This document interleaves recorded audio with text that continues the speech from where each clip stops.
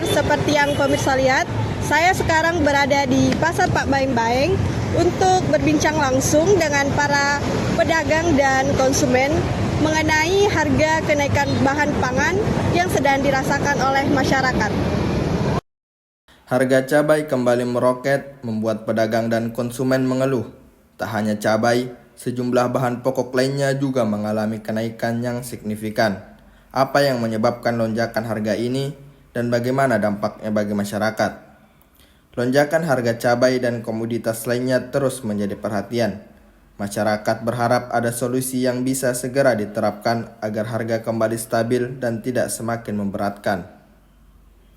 Baik, saat ini saya telah bersama salah seorang pedagang yang ada di pasar ini. Boleh diperkenalkan nama dan usianya, Bu?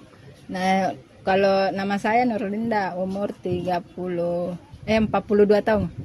Sejak kapan Ibu mulai berdagang di pasar ini? 15 tahun. Kalau boleh tahu, harga pangan apa saja, Bu, yang naik? Semacam lombok, sayuran.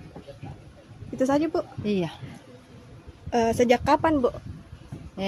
Sebelum masuk puasa. Menurut Ibu, apa penyebab kenaikan harga pangan yang tadi disebutkan? Kemungkinan kurang pasokan dari petani, karena banyak yang libur, semacam itu.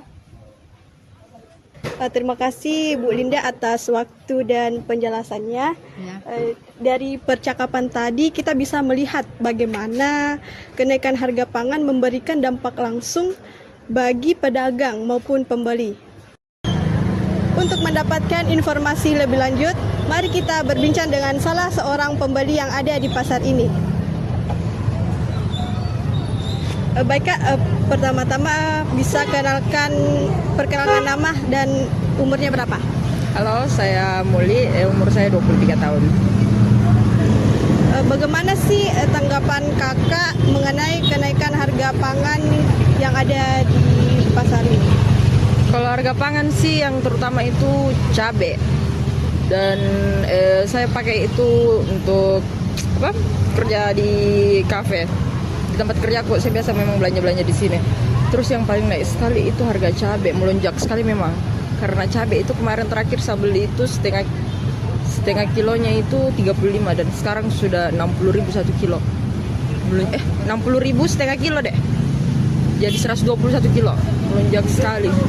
Jadi ya lumayan meresahkan juga sih soal itu, harganya lumayan. Jadi apakah kenaikan harga ini berdampak pada pengeluaran sehari-hari di rumah Kakak begitu? Berdampak sekali, terutama juga yang di tempat kerja berdampak sekali sih. Kalau yang harga ini naik, berdampak sekali. Karena yang tadinya saya bisa kurangi pengeluaran, jadi melonjak karena yang ini. Ya, terima kasih Kak atas waktu dan pendapatnya.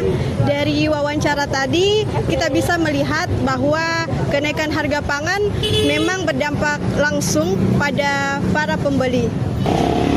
Demikian wawancara kami di Pasar Pak Baeng-Baeng mengenai kenaikan harga bahan pangan.